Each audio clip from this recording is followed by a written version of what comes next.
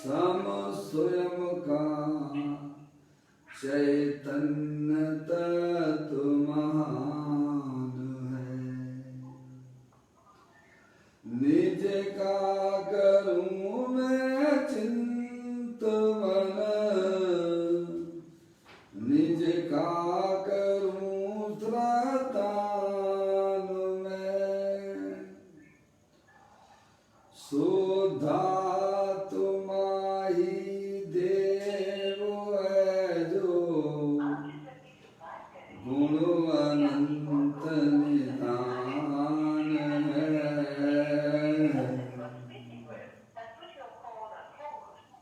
मैं स्वानुभव में देख लूं, आत्मा स्वयं भगवान है।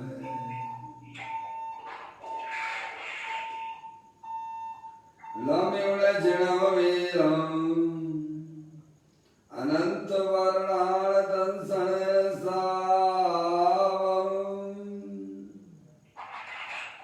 भोक्ष्यामि नियमसारम् केवली श्रुत केवली वणिदम्।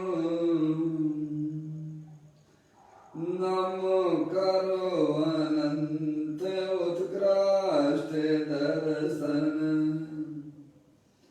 ज्ञानमय जिन वीर को।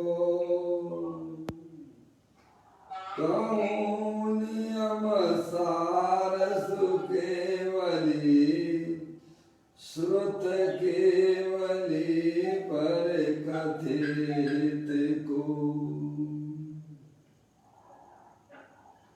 श्री नियम सार नामक यह परम आध्यात्मिक ग्रंथ स्वाध्याय हेतु में विराजमान है। आज से 2000 वर्ष पहले इस महान पवित्र ग्रंथ की रचना आचार्य श्री कुंद देव द्वारा इसी पवित्र भूमि पर की गई और इसके टीकाकार पदम प्रमलधारी देव मुनिराज हैं। ग्रंथ का नाम नियम सार है। नियम से करने योग्य कार्य अपनी आत्मा में सम्यक दर्शन, सम्यक ज्ञान, सम्यक चरित्र रूपी निर्मल पर्याय, पवित्र पर्याय, मोक्ष मार्ग रूपी पर्याय प्रकट करना। क्योंकि वह स्वयं सुख स्वरूप है और अनंत सुख का कारण भी है। अनादिकाल से हमारे आपके आत्मा में पर को अपना जानने वाली, पर को अपना मानने वाली, पर के साथ संबंध रखने वाली ऐसी मोरा देश रूपी अपवित्र पर्याय, मलिन पर्याय प्रकट है, जो स्वयं दुख स्वरूप है और अनंत दुख का कारण भी है। ऐसी मोरा देश रूपी मलिन पर्याय का अपनी आत्मा में से उसका अभाव करना और सम्यक दर्शन ज्ञान चारित्र रूपी निर्मल पर्याय, पवित्र पर्याय, मोक्ष मार्ग रूपी पर्याय को प्रकट करना। ऐसे कार्य की प्राप्ति जिनवाणी माता के माध्यम से अपने आत्मा के स्वरूप को समझना। अपनी जो आत्म वस्तु है वह परद्रव प्रभाव से भिन्न है और अपने ज्ञानादि अनंत शक्तियों सहित तीनों काल विद्यमान वस्तु है। ऐसे गायक प्रभु परमात्मा का माँ जनवाणी माता के द्वारा परिचय करके तत्पश्चात शरीर रागादि ये सब कर्म कृत वस्तुएं हैं, इनका हमारे आत्मा के साथ में किसी प्रकार का कोई संबंध नहीं है। इस प्रकार सम्यक वेद ज्ञान पूर्वक शरीर रागादि का लक्ष्य छोड़ते हुए अंदर जो अखंड ज्ञान ज्योति स्वरूप भगवान आत्मा है उसको ही अपना जानना, उसे ही अपना मानना और उसमें ही अपनी परिणति को मग्न कराना, इसी को अत्यंत परमात्मा धर्म कहते हैं। उसकी चर्चा आचार्य भगवंतों ने, मुनराजों ने एक एक गाथा, टीका और कलश के माध्यम से हमें अपने आत्मा के स्वरूप को समझाया है। देखिएगा यहाँ पर नियम साजी ग्रंथ के माध्यम से चौथा अधिकार चल रहा है जिसका नाम व्यवहारचारित अधिकार है, जिसमें मुनराजों के 28 मूल गुणों की चर्चा आई है। पंच महाव्रत पंच समिति की चर्चा होने के उपरांत गुप्ती का स्वरूप चल रहा है, जिसमें मन गुप्ती और वचन गुप्ती का व्यवहार और निश्चय का स्वरूप हम आप पढ़ चुके हैं। अभी यहाँ पर काय गुप्ती की चर्चा चलती है, उसका भी व्यवहार काय गुप्ती का स्वरूप भी पढ़ चुके हैं।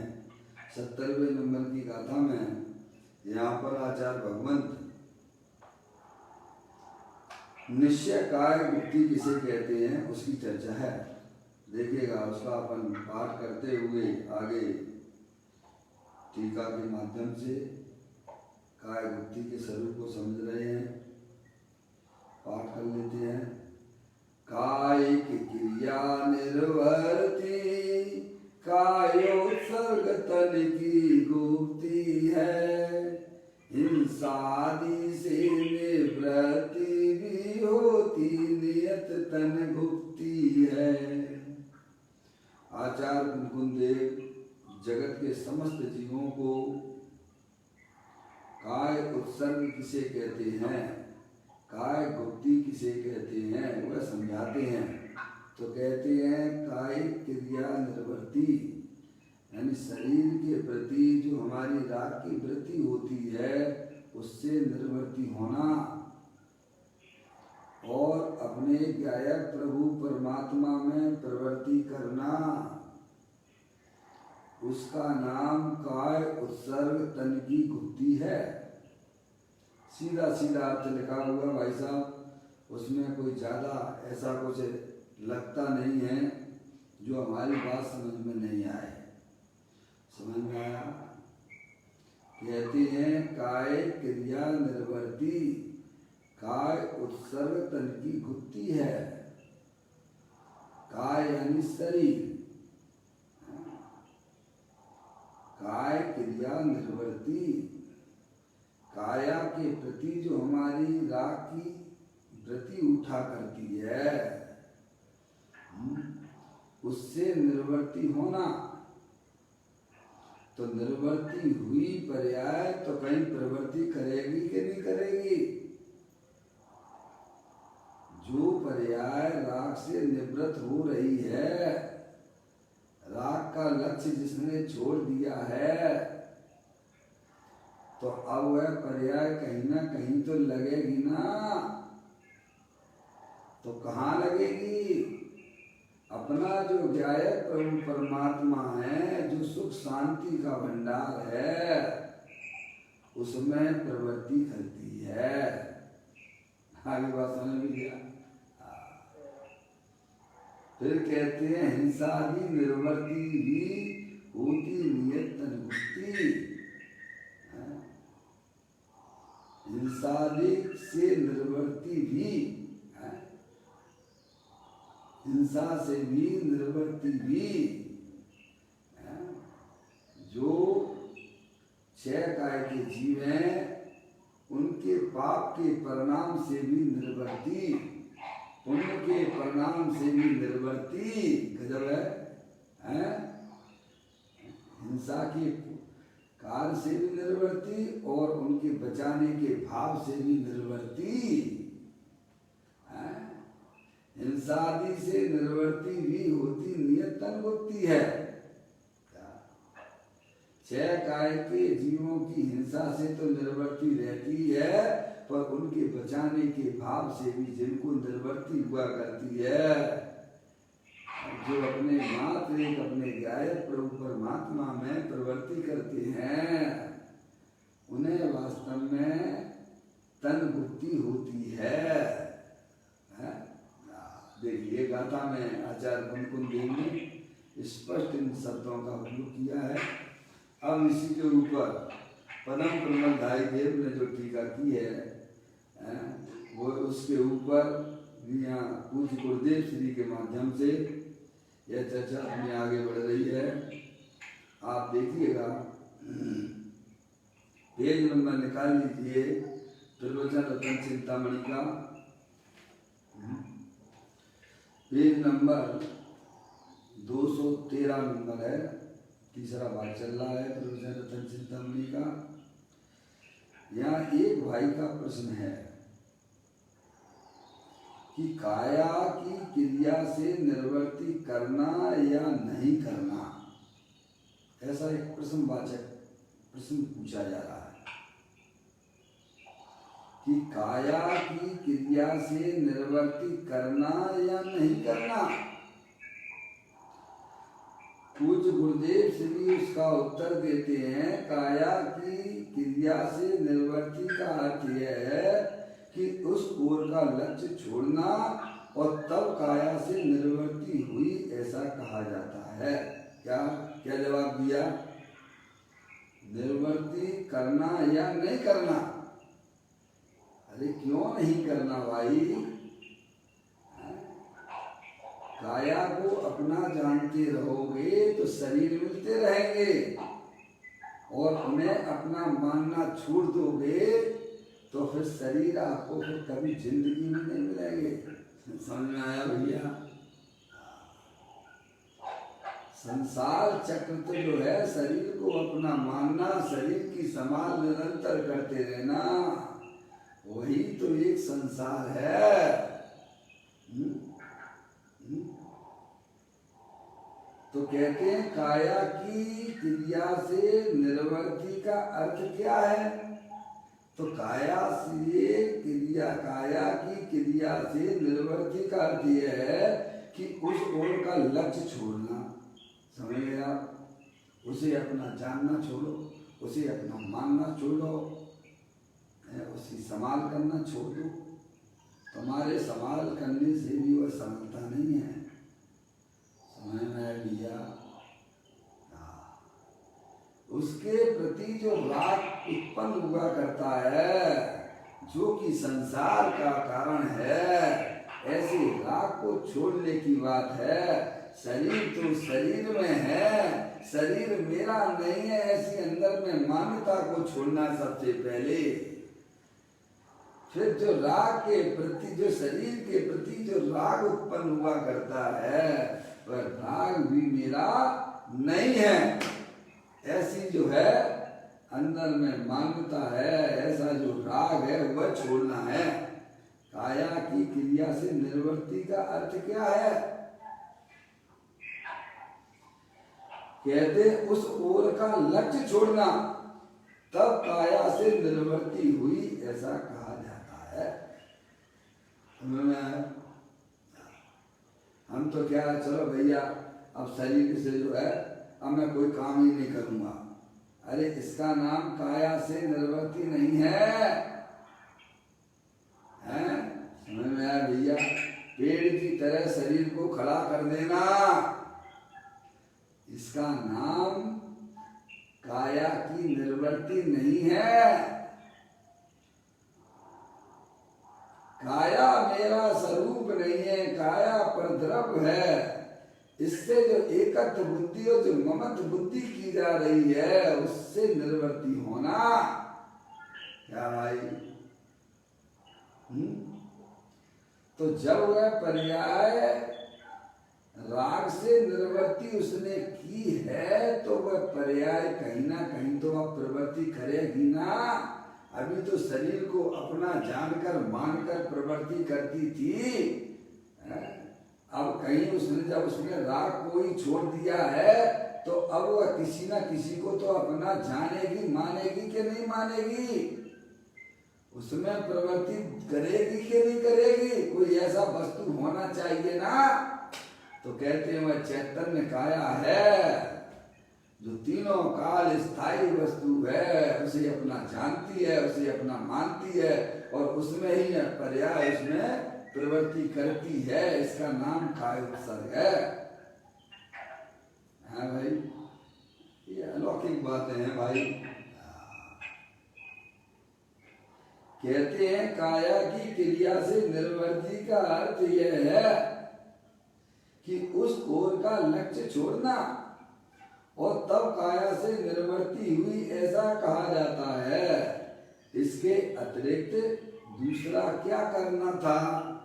बोलो क्या करना था? क्योंकि आत्मा में काया की निर्वृत्ति अर्थात काया का अभाव तो है ही। जीव जुदा है, पुद्गल जुदा है, आत्मा चेतनेश्वर है, अमूर्तिक है, शरीर जो है मूर्तिक है, ज्ञानादिक से रहित है। दोनों में एक दूसरे का अत्यंत अभाव है। दो वस्तुएं हैं कि नहीं है भैया बोलो? एक चेतनेश्वर वस्तु है जो जानने देखने वाली है, और एक वह शरीर है जो नहीं जानने देखने वाला है। एक में दूसरे का अभाव अनादिकाल से है। तो कहते हैं आत्मा में काया की निर्वृत्ति अर्थात काया का अभाव तो है ही।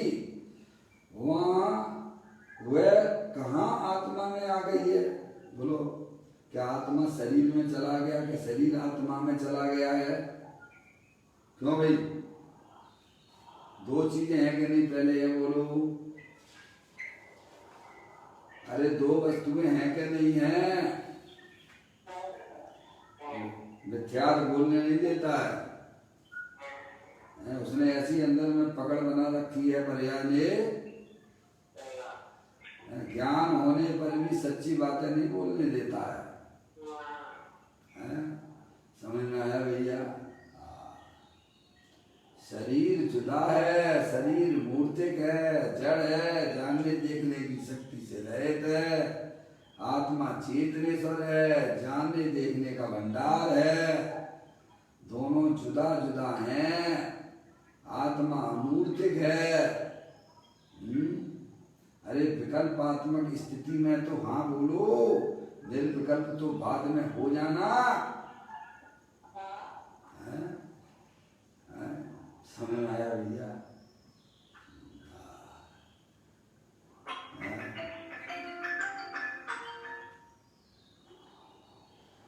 तो कहते हैं कहाँ आत्मा ने शरीर को ग्रहण किया है, कहाँ शरीर ने आत्मा को ग्रहण किया है।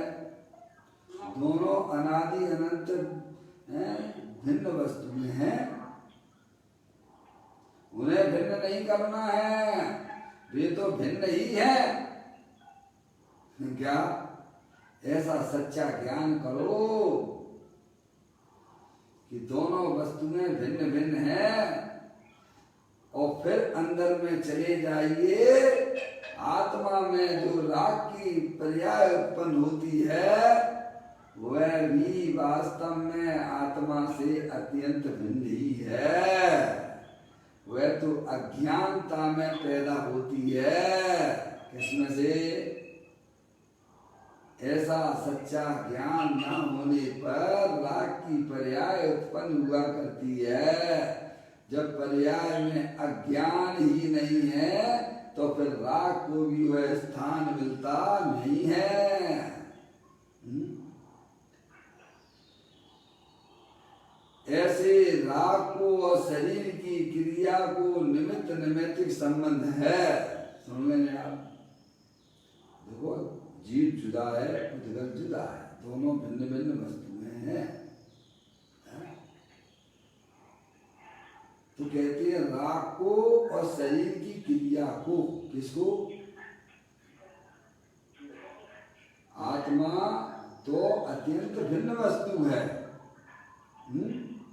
चेतनेश्वर है, अनंत शक्तियों के भंडार वाला है। आत्मा ने उस शरीर को तो ग्रहण किया नहीं है। देखो पीछे से पढ़ता हूं, काया का अभाव तो है ही, वह कहाँ आत्मा में आ गई है, शरीर और आत्मा दोनों है, परंतु शरीर से ऐसा करना है, कैसा करना है, समझ गया? शरीर से ऐसा करना है, ऐसे राग को, शरीर के संबंध में हमारे कितने सुबह से शाम तक कितने विकल्प हुआ करते हैं, उसी का नाम तो ज्ञानी राग कहते हैं। क्या? एक्सरसाइज करना है, क्यों अजय भैया? एक्सरसाइज करनी है, घूमने जाना है, भगवान के दर्शन करने जाना है, क्यों? खाना खाना है, ये सब क्या है? इसी का नाम तो राग है ना, है? आगे बात समझ में, शरीर से ऐसा करना है, ऐसे राग को और शरीर की क्रिया को निमित्त नैमित्तिक संबंध है, उसे जिसने छोड़ दिया है उसने काया की क्रिया छोड़ी। हम कहाँ निमित्त नैमित्तिक संबंध लगाते हैं भाई साहब? ये कह रहे हैं कि राग में और शरीर में निमित्त नैमित्तिक संबंध है, और हम कहाँ लगाते हैं संबंध? आत्मा में और शरीर में निमित्त नैमित्तिक संबंध है। कहाँ लगाते हो भैया? मम्मी, निमित्त नैमित्तिक संबंध किसमें है? आत्मा में नहीं है। निमित्त नैमित्तिक संबंध जो है राग में और शरीर में है। जो कछु कचरा है सब अपनी आत्मा में इकट्ठे करते रहो। क्या भाई साहब? जो कछु अज्ञानता है अपने आत्मा में करते रहना। समझ में आया भैया? यही तो हमारी अनादि काल की भूल है। निमित्त नैमित्तिक संबंध राग की एक समय की पर्याय और शरीर के अंदर हुआ करती है। मेरा आत्मा तो उससे अत्यंत भिन्न है। समझ में आया भैया?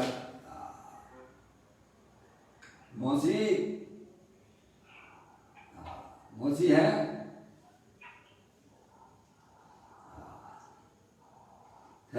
आवाज नहीं आ रही।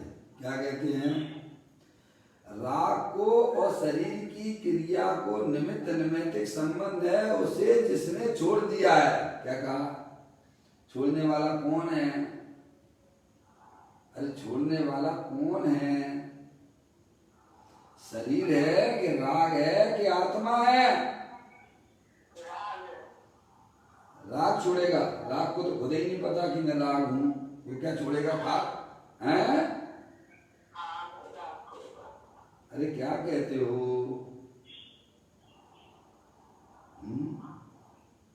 राग को पता है कि मैं राग हूं, राग को पता है कि मैं शरीर से प्रेम कर रहा हूं, हैं? अरे भाई तो सीधी सी पढ़ाई है, इसमें कहाँ कौन सा दिमाग ज्यादा लगाना है? समझ में आया भैया? तो कहते हैं जिसने छोड़ दिया है, छोड़ने वाली आत्मा की ज्ञान की पर्याय है। ऐसी बात है भाई। राग का और शरीर के साथ निमित्त नैमित्तिक संबंध है, ऐसी बात किसने जानी? आत्मा ने जानी। तो उसने ये करना छोड़ दिया है।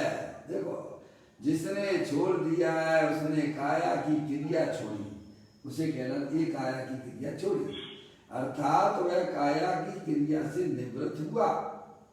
जो अज्ञान दशा में प्रवृत्ति बन रही थी, उसने उस राग को ही छोड़ दिया, तो हमें अज्ञानता छोड़ दी।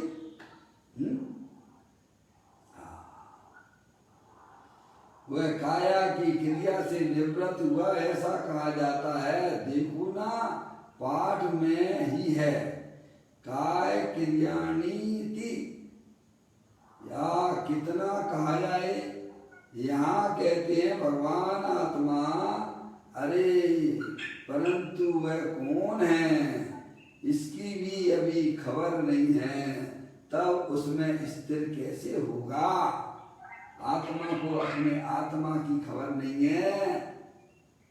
आत्मा स्वयं प्रभु है, परमात्म शक्ति से भरपूर है?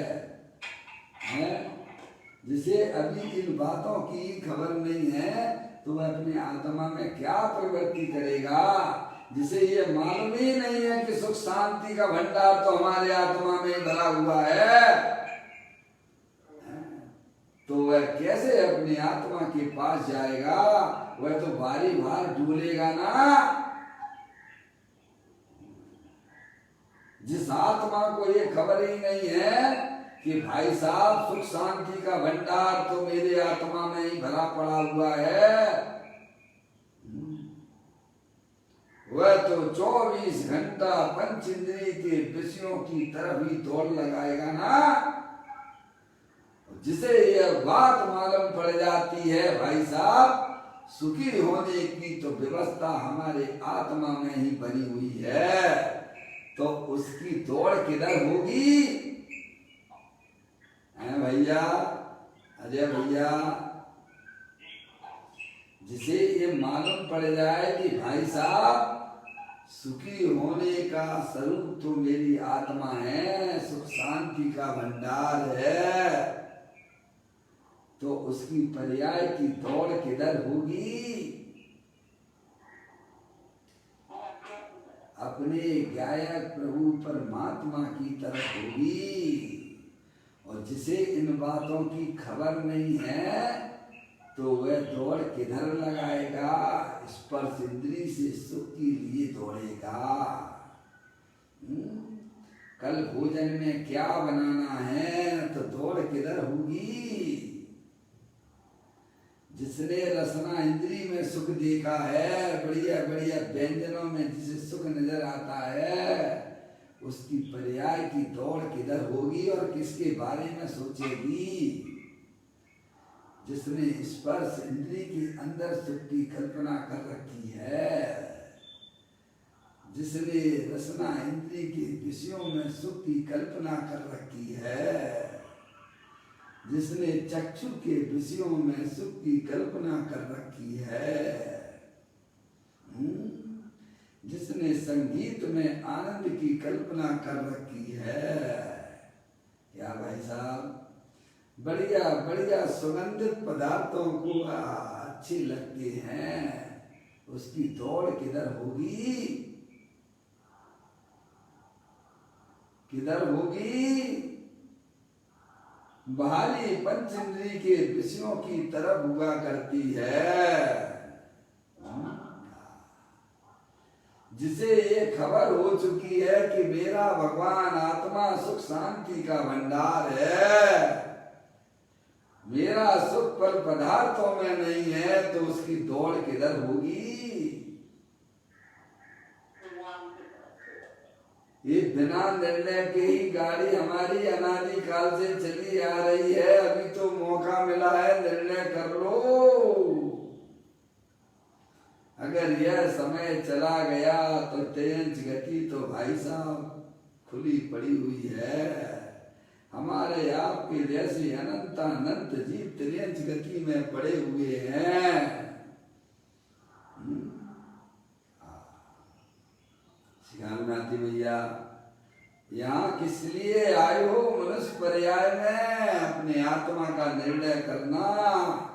मैं आत्मा हूँ, मैं शरीर नहीं हूँ, मैं चेतनेश्वर अखंड ज्ञान ज्योति स्वरूप भगवान आत्मा हूँ। मेरा आत्मा सुख शांति का भंडार है। ऐसा सच्चा निर्णय करके अपने आत्मा में प्रवृत्त होना, उसी को अत्यंत परमात्मा धर्म कहते हैं। क्या कहते हैं? परंतु वह कौन है इसकी भी अभी खबर नहीं है तो चेतनेश्वर भगवान आत्मा परमेश्वर स्वरूप वस्तु है, इसकी भी अभी खबर नहीं है, तब उसमें स्थिर कैसे होगा? है भाई, तो हमारा मन बहुत चंचल है, पता नहीं कहाँ कहाँ घूम के आ जाता है भैया।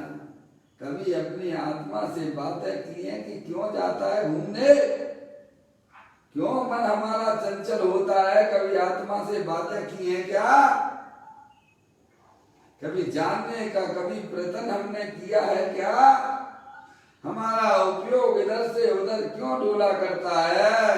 हमारा मन क्यों पंचेंद्रिय के विषयों में डोला करता है? 2 मिनट का भी समय निकाला है अपने आत्मा के लिए? है भाई साहब, अगर इस बात की आपको खबर पड़ जाए भाई साहब, पर में सुख की कल्पना किया करता है, वही तो हमारी सबसे बड़ी अज्ञानता है।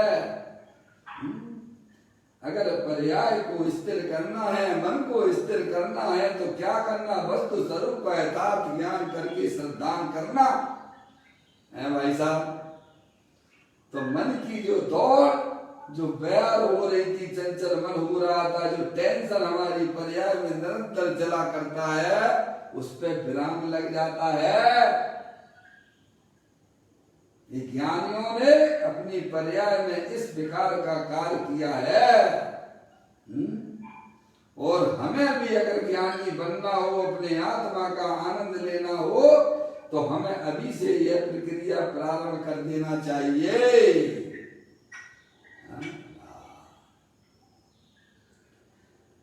कहते हैं इसकी भी अभी खबर नहीं है, तब उसमें स्थिर कैसे होगा? जिसे अपनी आत्मा का पता नहीं है, आत्मा के स्वरूप का जिसे पता नहीं है, जिसकी पर्याय में आत्मा की महिमा नहीं आती है, वह क्या खाक स्थिरता प्राप्त करेगा? अभी तो आत्मा की बात सुनने पर मेरे को बड़ा तकलीफ होती है भाई साहब। क्या रखा है आत्मा की बातें करने से? अरे भाई, तुम आत्मा ही तो हो ना, ऐसा क्यों बोलते हो? 2.5 अक्षर प्रेम को पढ़े सो पंडित होए। भाई साहब, आत्मा कितने अक्षर वाला है? प्रेम से पढ़ो, प्रेम से अपने आत्मा के पास जाओ, उससे द्वेष मत करो। ये मनुष्य पर्याय में ये धंधा करना था, अपनी आत्मा से द्वेष करना था, तो फिर आए क्यों मनुष्य पर्याय में? है भैया, तेरे गति में बने रहते, असंगी बने रहते भाई, क्या जरूरत थी इस मनुष्य पर्याय में आने की तुमको? अपने आत्मा का परिचय के लिए आए हो, अपने आत्मा में जो होने वाली गंदगी है उसे बैठने के लिए आए हो। कहते हैं इसे अभी खबर ही नहीं है, तब उसमें स्थिरता कैसे होगी? सुनिए, अंदर जाएगा कैसे ये बताओ। अब आत्मा से ही तुम एलर्जी करने लग गए हो, आत्मा की बात से ही तुम्हें चिड़चिड़ापन आ जाता है? एक बार की बात है, बहुत पुरानी बात है। पप्पू भैया, पप्पू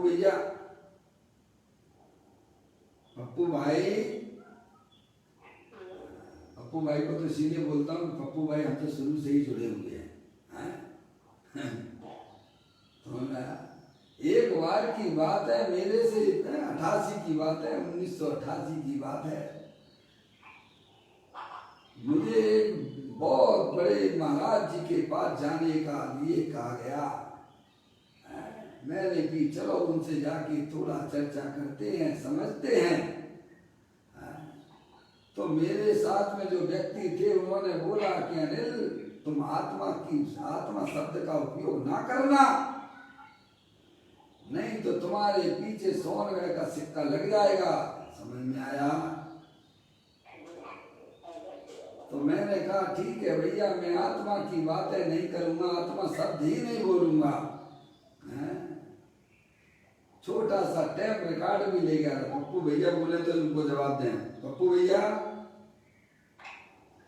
कहाँ चले जाते हैं, पता ही नहीं पड़ता है भाई साहब। पप्पू भैया सो गए क्या? सो गए। आत्मा की जागृति बहुत जरूरी है। समझ में? अनादि काल से इसने शरीर के साथ ऐसा प्रेम कर रखा है, समझ में, कि वह उसको वहां से खड़ा ही नहीं होने देता है। समझ में आया भैया? तो मैं एक मद्रास से एक छोटा सा टेप लेके आया था अजय भैया। अजय भैया 1988 की बात कर रहा हूं मैं। हो गए होंगे, कितने साल हो गए भाई साहब?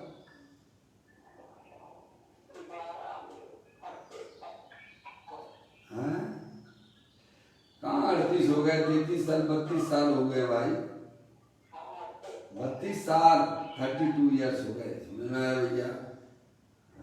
20 साल तो ये निकाल लो और ऊपर के निकाल लो 12, तो हो गए 32। समझ में आया?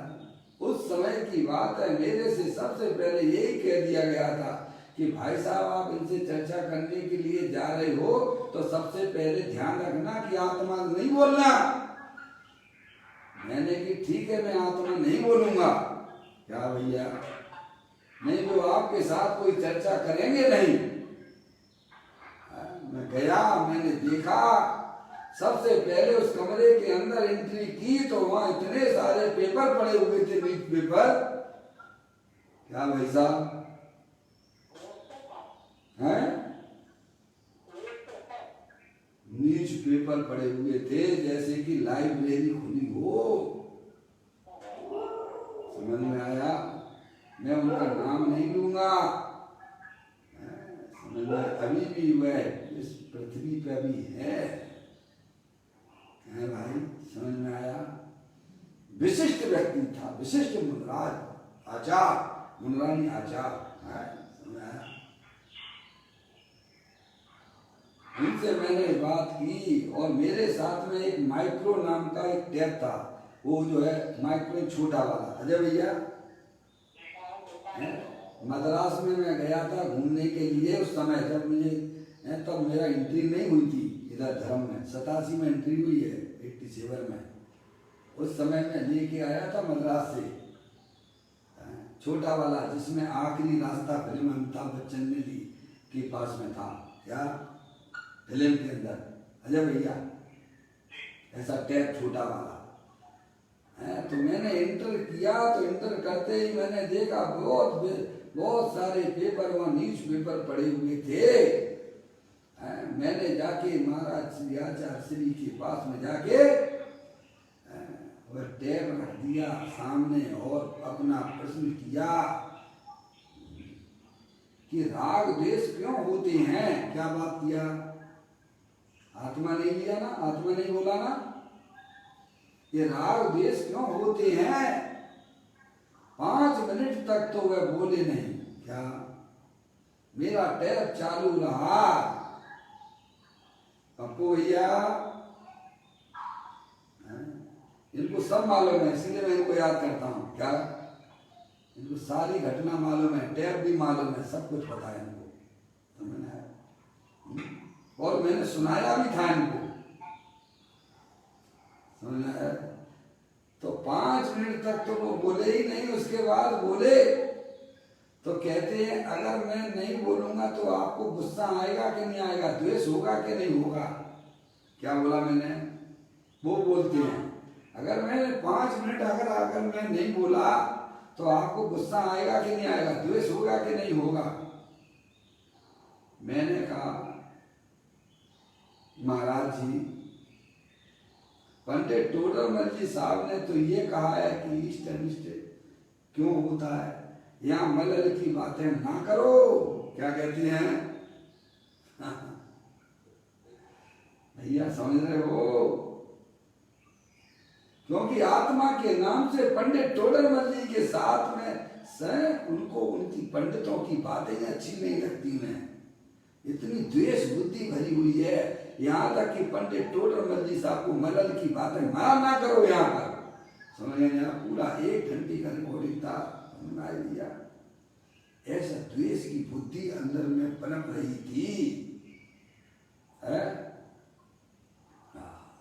वस्तु स्वरूप को नहीं जानने पर भाई साहब नाना प्रकार से क्रोध की पर्याय अंदर में से उत्पन्न होती हैं।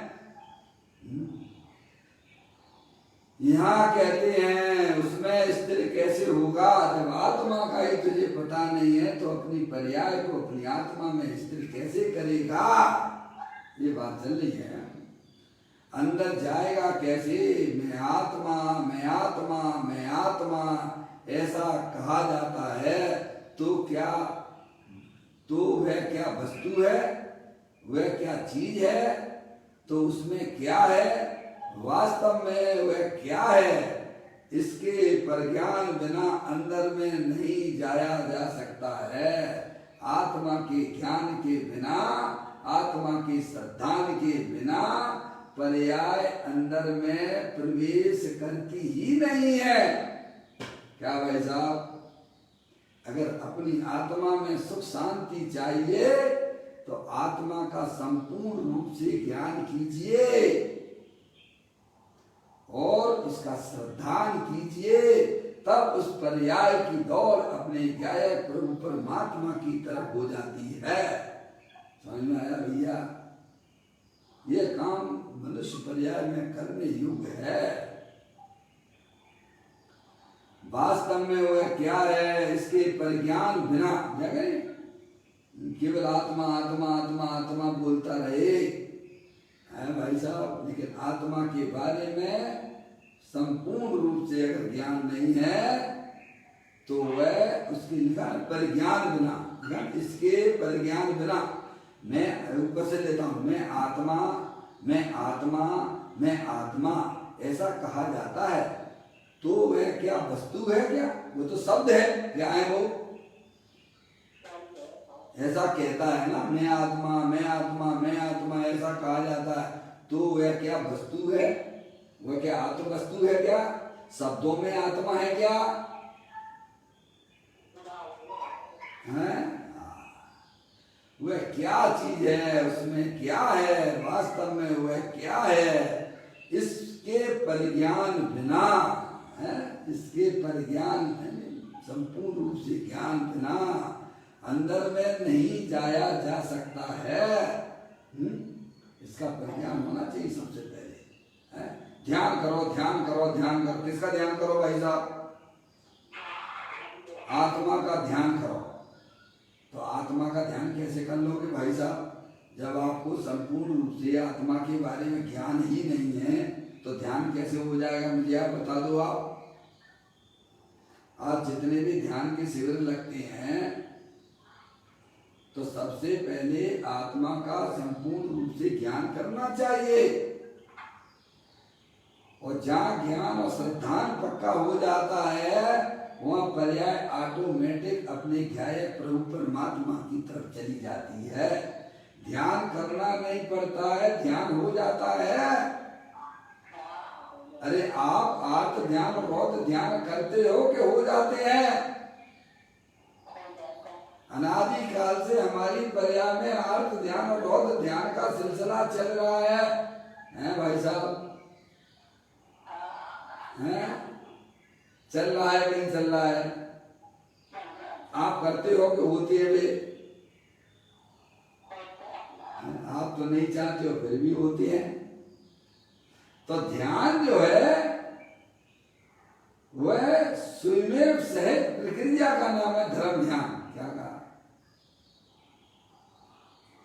जहाँ आत्मा का सच्चा ज्ञान हुआ, श्रद्धान हुआ, वह पर्याय अपने आप आर्त ध्यान और रौद्र ध्यान से मुक्ति प्राप्त करती हुई आत्मा की तरफ बढ़ जाती है। उसे कहते हैं धर्म ध्यान। 4 प्रकार के ध्यान बताए ना,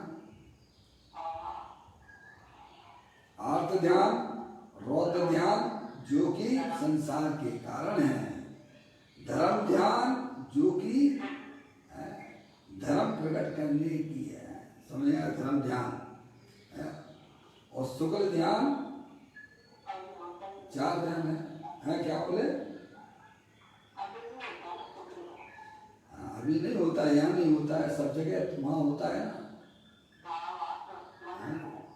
मनुष्य गति। आप विदेश क्षेत्र में चले जाओ,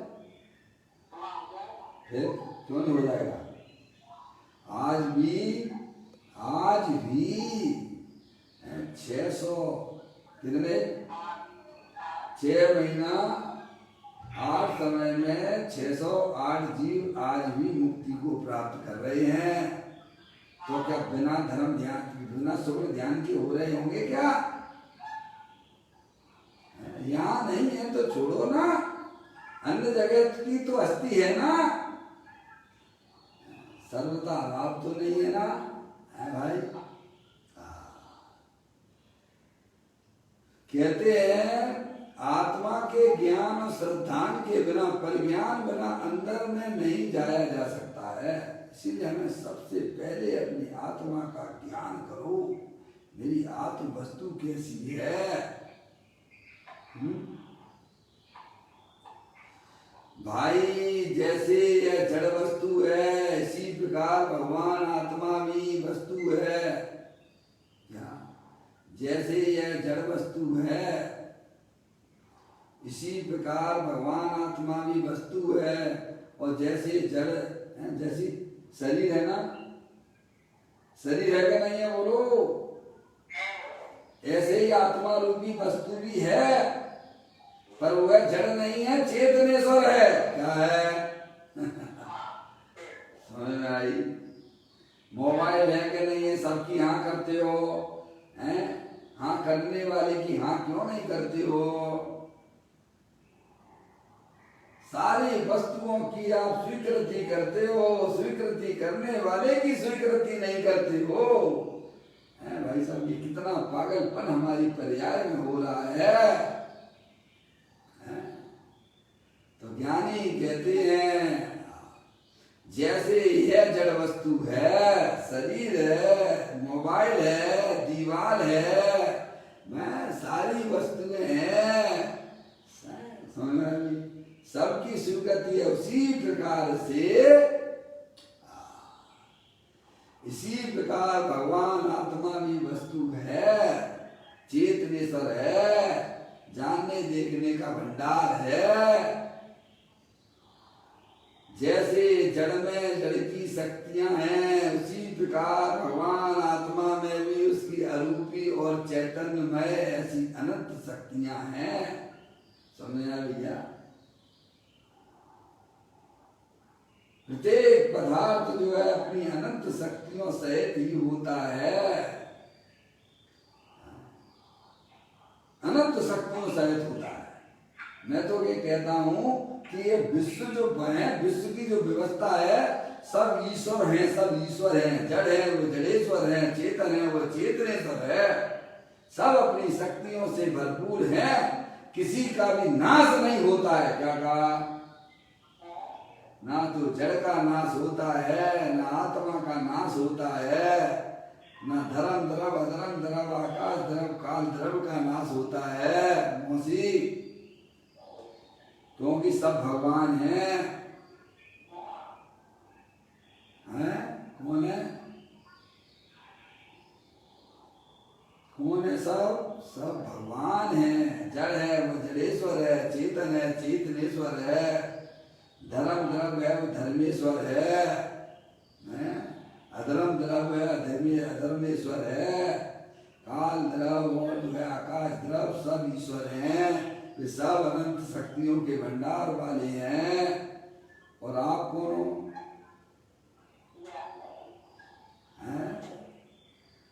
फैसिलिटी मिली है आत्मा को, प्रकृति की तरफ से गिफ्ट मिली है, गिफ्ट। 5 द्रव्य तो सूरदास हैं, वे कुछ जानते देखते नहीं है, तुम ही एक समझदार हो। हैं क्या बोलिए? या ज्ञानता मात्र एक समय मात्र की हुआ करती है। अरे अंधकार भगाना हो घर में से तो भाई साहब प्रकाश आपने कर दिया तो अंधकार तो भाग जाता है। ज्ञानता भी मात्र एक समय की है। ऐसी बात है भैया, कभी सुनी नहीं है, कभी कहे नहीं है भाई साहब। माँ जन्मानी माता को ध्यान से सुनना। कहते हैं जैसे जड़ में जड़ की शक्तियां हैं, उसी प्रकार भगवान आत्मा में भी उसकी अरूपी। भगवान आत्मा कैसा है? वह इंद्रिय ज्ञान का विषय नहीं है, अरूपी है, अमूर्तिक है, और उसमें चैतन्यमयी शक्तियां विराजमान है। अनंत शक्तियों का पिंड है। ऐसी अनंत शक्तियां हैं, ऐसे अनंत शक्तियों का एक रूप स्वरूप, ऐसे भगवान आत्मा में अंदर निर्मल दशा द्वारा जाना। किसके द्वारा जाना? निर्मल दशा के द्वारा। समझे? जिसमें राग द्वेष की पर्याय जिसमें नहीं है, वीतरागी परिणति के द्वारा ज्ञानियों ने अंदर में सम्यक वेद ज्ञान उत्पन्न किया, वस्तु स्वरूप का निर्णय किया, तो पर्याय में जो होने वाले रागादिक परिणाम सब हृदय को प्राप्त हो जाती हैं। तब उसे अंदर में चाल मिलती है पर्याय को। तो अभी तो हमारा ज्ञान उलझा हुआ है, निरंतर निरंतर राग द्वेष, ये अच्छा है, बुरा है, इसको छोड़ो, उसको पकड़ो। कहाँ लगा हुआ है? पर्याय कहाँ लगी हुई है? इष्ट अनिष्ट में लगी हुई है, बारी बार लगी हुई है। ज्ञानी कहते हैं इष्ट तो तेरा राग, इष्ट तो तेरा आत्मा है, और अनिष्ट तेरी ये राग की पर्याय है। कहाँ है? अभी अंदर आना भी मुश्किल पड़ रहा है उसे। ज्ञान के बिना अंदर आना संभव नहीं है। प्रवचन सार जी में आचार्य कुंद देव कहते हैं कि राग द्वेष के पर्याय वह अनिष्ट है, और इष्ट तो अपना त्रिकालिक ध्रुव भगवान आत्मा जो अनंत शक्तियों के भंडार वाला है। ऐसी अनंत शक्तियों का एक रूप स्वरूप ऐसे भगवान आत्मा में अंदर निर्मल दशा द्वारा जाना। समझा भैया? उसे काय उत्सर योग तथा गुप्ती कहा जाता है। इसी का नाम धर्म है। क्यों भैया? धर्म करने के लिए कहा जाने मौसी? अरे धर्म करना है कि नहीं करना है? धर्म यानी पर्याय में आनंद आनंद हो जाना। धर्म का मतलब क्या है? कि पर्याय में निराकुलता की उत्पत्ति होना। इसके बिना तो हमारा आत्मा कभी दे नहीं सकता है। 24 घंटा हम धर्म करने के लिए, निराकुलता प्राप्त करने के लिए ही तो पंचेंद्रिय के विषयों के चक्कर लगाया करते हैं ना। और वो सब चीजें हमारे घर में भरी पड़ी हुई हैं। ऐसी अंदर में होने वाली चाय को ही छोड़ दो ना। चाय गई, चिंता गई, मनुआ बेपरवाह, जिन्हें कछु ना चाहिए बेसाहन के साथ। है भाई साहब? कहते हैं ऐसी अनंत शक्तियों का एक रूप स्वरूप ऐसे भगवान आत्मा में अंदर निर्मल दशा द्वारा जाना, उसे काय उत्सर्ग योग तथा गुप्ती कहा जाता है। इसी का नाम धर्म है। अब देखिए आप श्रीमद राजचंद जी, श्रीमद जी ने एक स्थान पर भान बिना मात्र बोलने वाले की आलोचना की है। किसकी आलोचना की है?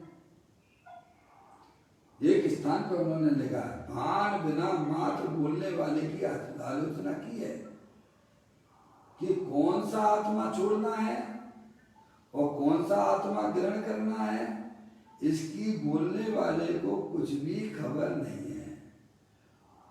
और अपारम भूषिरामी ऐसा बोलकर संपूर्ण आत्मा को छोड़ देता है। भाई आत्मा को छोड़ना है, परंतु किस आत्मा को? पुण्य पाप की वृत्तियां हैं, वे तो अनात्मा हैं, किंतु यथार्थ आत्मा नहीं है। आत्मा की पर्याय में जो पुण्य पाप के परिणाम पर के लक्ष्य से होते हैं वे अशुद्ध परिणतियां हैं, वे अनात्मा हैं, उनमें आत्मा की गंध भी नहीं है। पुण्य पाप के परिणामों में आत्मा का अंश मात्र भी नहीं है। श्रीमदाचार्य जी कहते पुण्य पाप की वृत्तियां हैं, वे तो अनात्मा हैं, किंतु यथार्थ आत्मा नहीं है, इसीलिए उन्हें छोड़ना है। किसको छोड़ना है? कौन सी आत्मा को छोड़ना है? अशुद्ध आत्मा को छोड़ना है। किसको? यानी पर्याय में ले दे के बात कहाँ गई? पर्याय में जो अशुद्धि है उसको छोड़ना है। किसको छोड़ना है? आप मंदिर जाते हो, भगवान के दर्शन करते हो, बोलो बोलते हो कि नहीं बोलते हो? परिणामों की शुद्धता के निमित्त जिन बिन, इसीलिए मैं निरखता इनमें निज प्रतिबिन। क्या बोलते हो? परिणामों की शुद्धता के निमित्त जिन बिंब, जिन बिंब काय के लिए होते हैं? शुद्धता के निमित्त के लिए होते हैं क्या शुद्धता के लिए होते हैं? मंदिर में भगवान के दर्शन किसके लिए किए जाते हैं अभी खबर तक नहीं है। समझ में आया भैया? हम तो मंदिर किस लक्ष्य से जाते हैं? बोलो ईमानदारी से बोलो भैया। मंदिर आप भगवान दर्शन करने के लिए किस कारण से जाते हो? मैं तो कहता हूँ एक वो जो है दान पेटी के बाजू से एक जो है अर्जी पेटी भी रखी जावे और सबके उसमें पते लिखे जावे, मोबाइल नंबर लिखा जावे और भगवान के पास गए और वहां पे अपनी पर्ची वहां डाल के आना और फिर ट्रस्टी 5 लोग उस पर्ची को निकालेंगे और फिर उस भक्त के पास में जाएंगे और फिर उसे समझाएंगे। क्या करेंगे? तो समझ में आ जाए कि भगवान के पास काय के लिए आया था। तो भाई हमारा सुझाव कुछ गलत है क्या? अजय भैया ये मैं सुझाव दे रहा हूं, जितने भी भक्त भगवान के पास में आते हैं वे सब उस पर्ची के ऊपर अपनी इच्छाओं को लिखें और शाम को उस पर्ची को निकाली जावे। इसके लिए ट्रस्ट की व्यवस्था होना चाहिए 5 लोगों की, तो मालूम पड़ जाएगा कि भगवान के पास हम काय के लिए आए थे। अजय भाई, अजय भाई आपको आवाज आ रही बराबर? अपन भगवान के दर्शन करने जाते हैं कि जाते हैं? जाते हैं। क्यों जाते हो?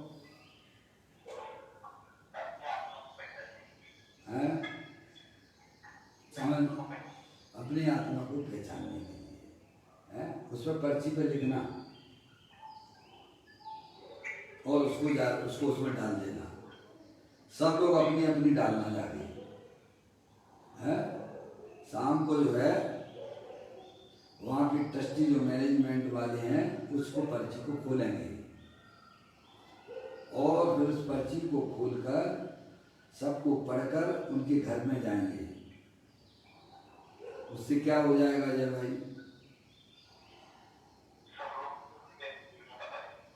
उससे क्या हो जाएगा?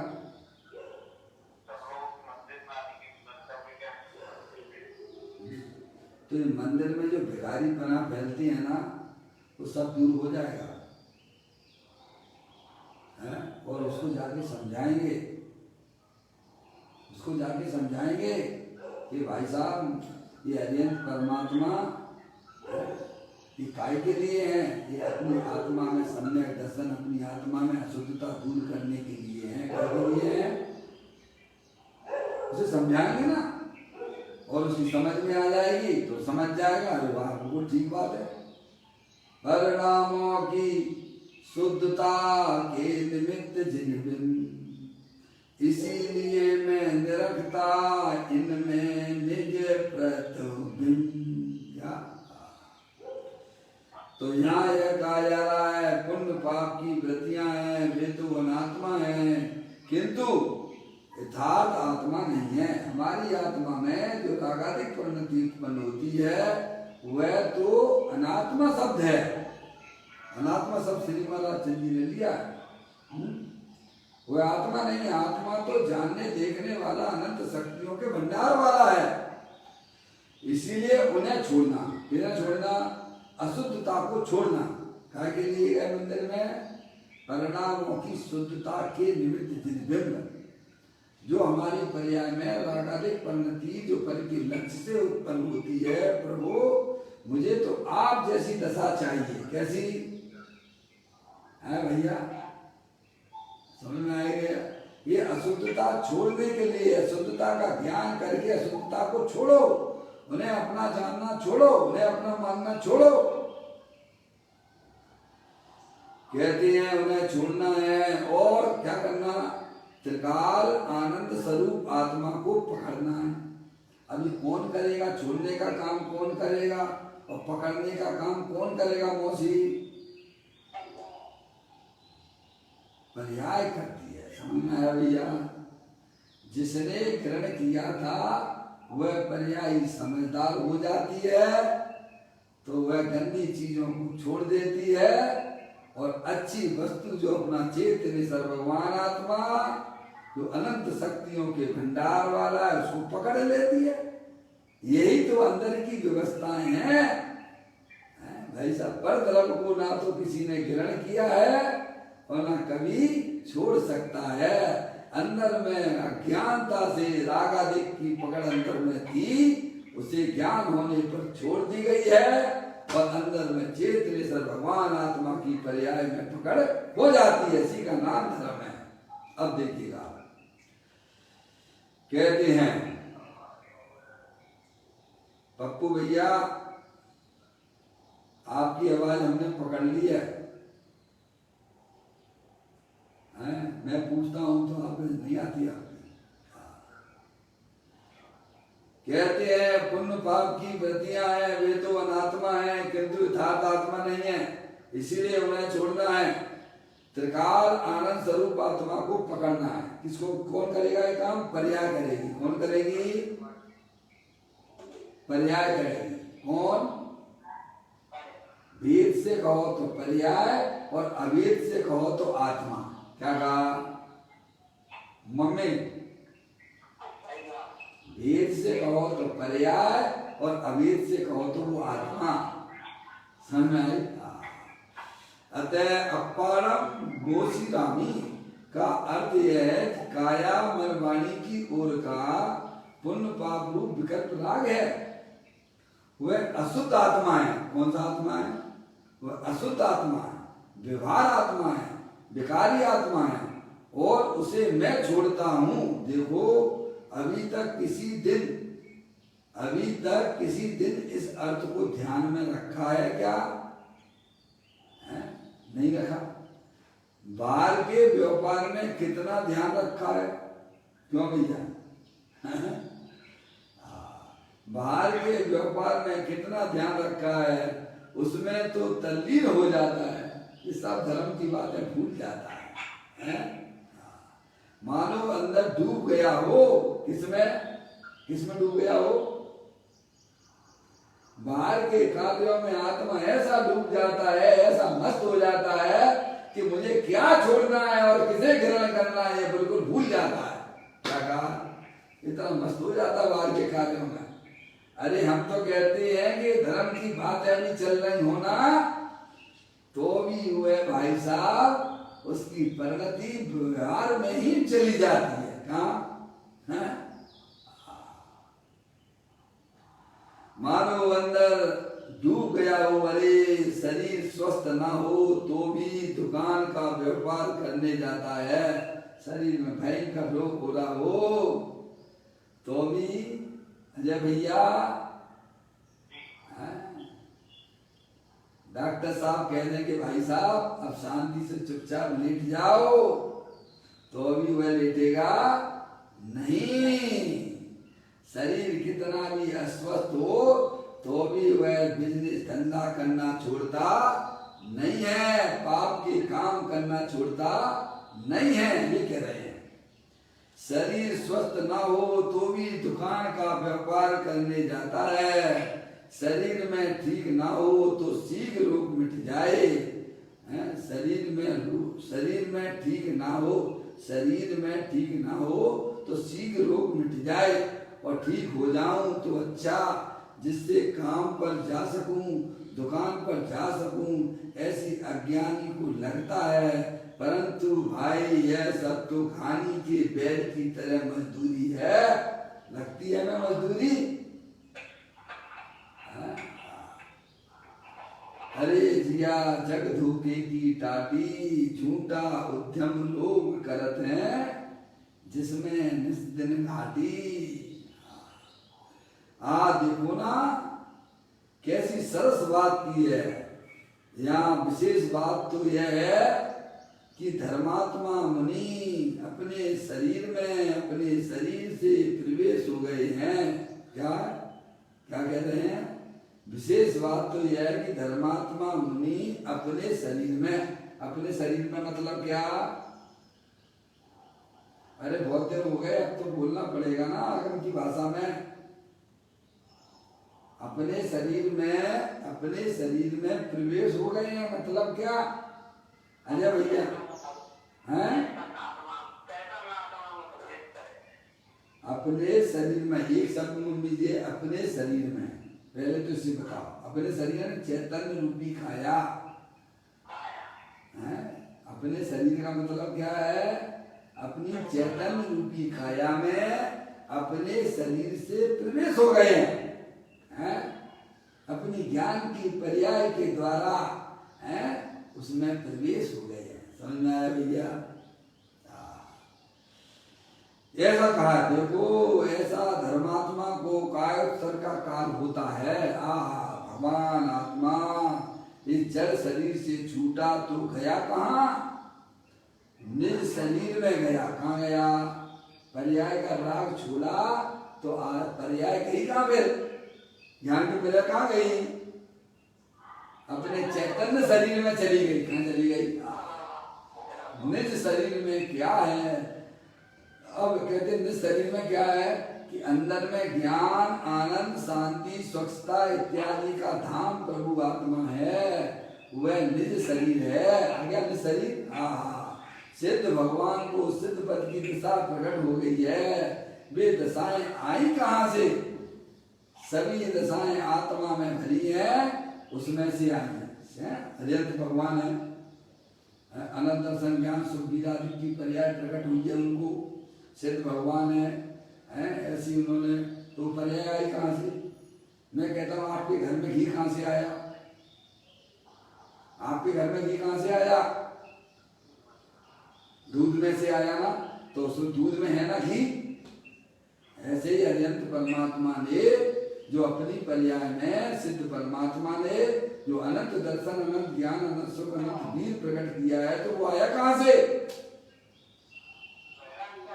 हे जीव तू अपना स्वरूप देख तो जरा, दृढ़ ज्ञान सुख वीर का भंडार है भरा। आएगा अनंत शक्तियों का भंडार वाला मेरा भगवान आत्मा है।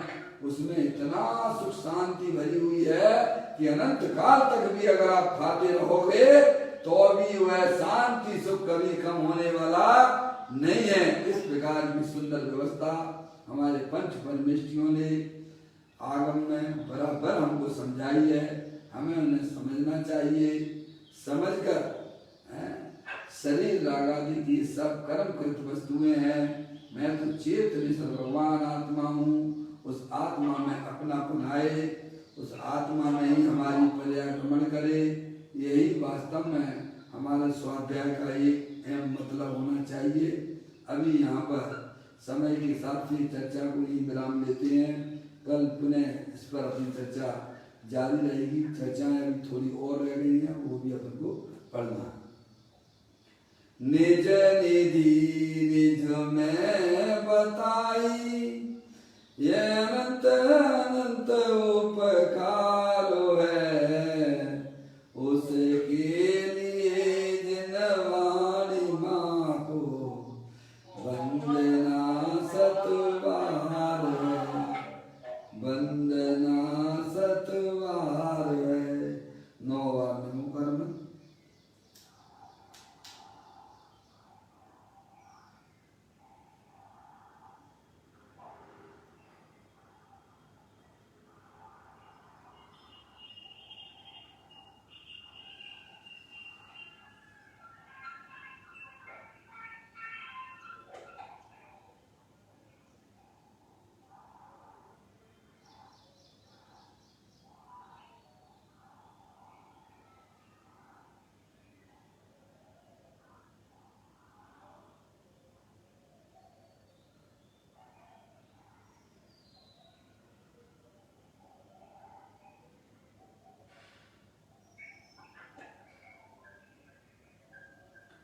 बोलो द्वादशांग दिनमणि माता की जय।